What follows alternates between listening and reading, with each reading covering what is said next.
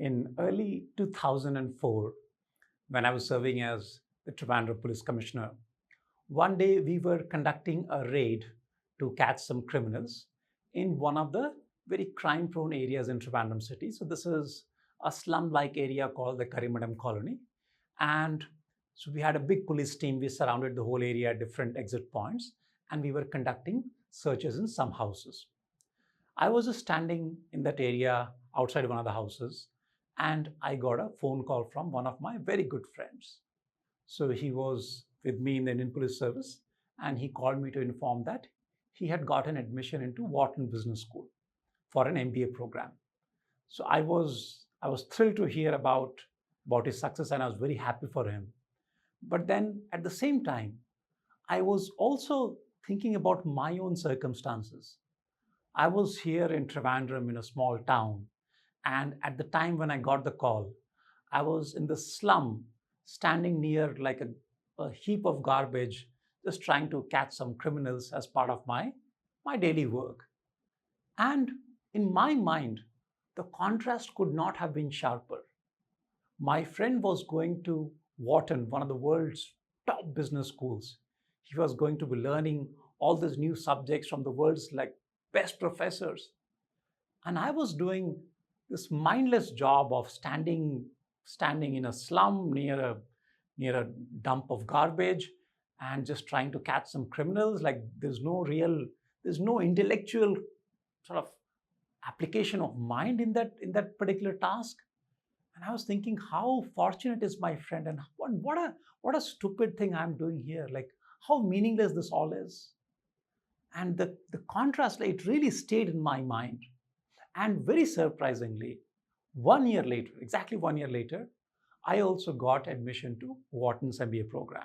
So I also went through the process, sent my application, got selected. And then after that, I landed in the business school, and it was a fantastic experience. But when I was in the business school, and even after that, when I look back at my stint in the Indian Police Service, and I remembered that particular day when I got the phone call from my friend, and I remembered how disappointed and how bad I was feeling about my situation, my circumstances, how stupid I thought my work was. And now when I look back at it from the benefit of some distance and some time, I felt that what I was doing, it wasn't that bad really.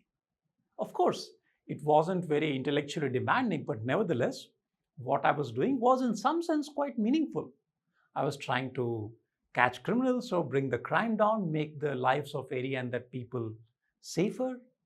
So it may not have been very glamorous, but it was certainly something very meaningful. And yet in that moment when I was doing it, I just could not see that.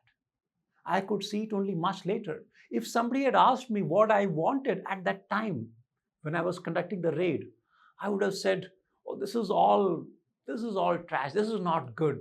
I want my life to be like that. I want to be in that business school. I want to be in that kind of situation. And I actually landed in that situation. So in some sense, when I was conducting the raid, I thought, this is not like real good life. Real good life will be something else. And when I got that, I looked back and felt like that life also was not bad. This is something which happens to us a lot of the time. We always think that right now what I have, this is not good enough. This is not my real life. When I achieve this goal, when I get this job, when I get this degree, when I get into this college, when I get married maybe to like this person, when I'm in this particular situation, my life will be amazing. And that is when real life will start. Right now, I'm just preparing. I'm just getting ready to live, but this is not real life. And that is a big mistake. Because when we look back someday at our life today, right now, it will not appear that bad. There'll be many things that we'll find actually pretty good. And if those things will appear good 1 year, 2 years, or 5 years later, why should they not be something that we enjoy now? So here is a message I want to leave with you. Whatever your life circumstances are, don't forget to live in the present moment. Yes, dream about the future. Yes, dream about achieving your goals. But remember, what you have right now, where you are right now, that place that life is meaningful, it is valuable.